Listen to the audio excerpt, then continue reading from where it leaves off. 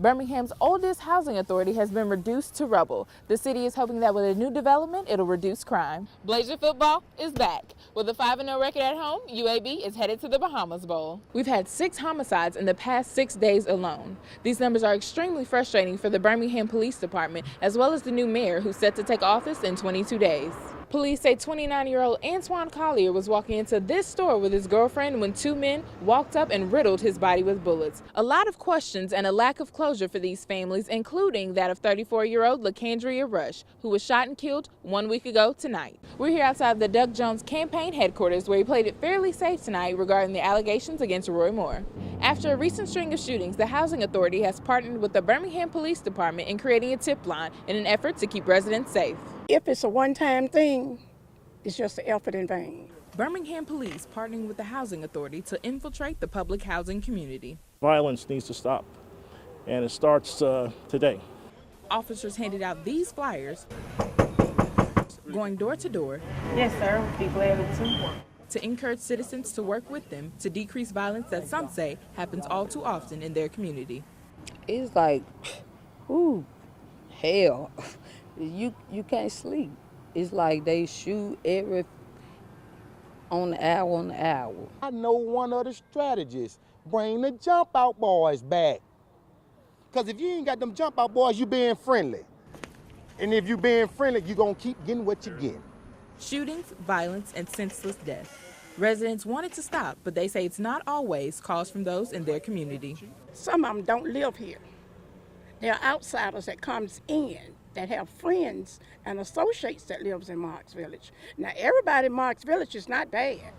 These are people who work every day, pay their bills, take care of their children and things. People like Mr. Clark, who went as far as to have a conversation with police about those outsiders who taint his community. They come out here, they do their dirt, and they go home and they sleep good, and they leave us with the negative publicity and the negative bull crap.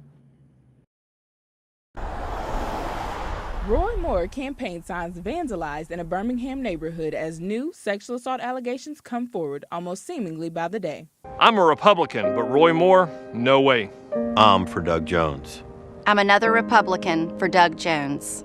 Capitalizing on the salacious allegations, Doug Jones just put out a new ad in an attempt at appealing to Republicans who are on the fence about Moore.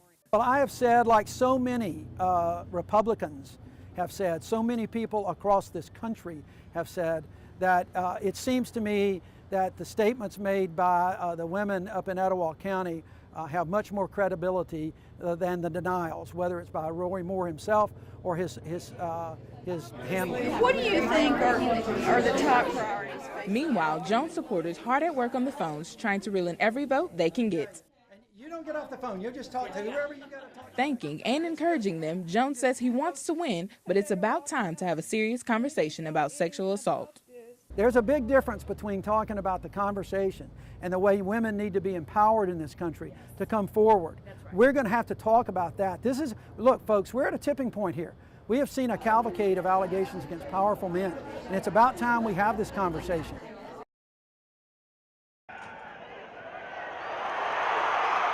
Blazer Nation cheering full stride. They're shaking the foundation. Like, there's nobody out here doing what UAB is doing right now.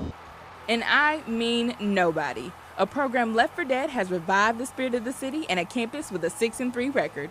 Honestly, I'm glad they're back. I'm excited for them boys, you feel me? Because I was there the freshman year and everything before they got taken away. But I want to make sure they make it to this bowl game because last time they didn't even get to go. Oh, but not to worry. If the Blazers get selected this year, they'll be there. It's just amazing to see how they rebuild the program. Like, just to remember us marching and, hey, we need our football team. To come here knowing that they didn't have a football program and is returning this year and we're bowl eligible is just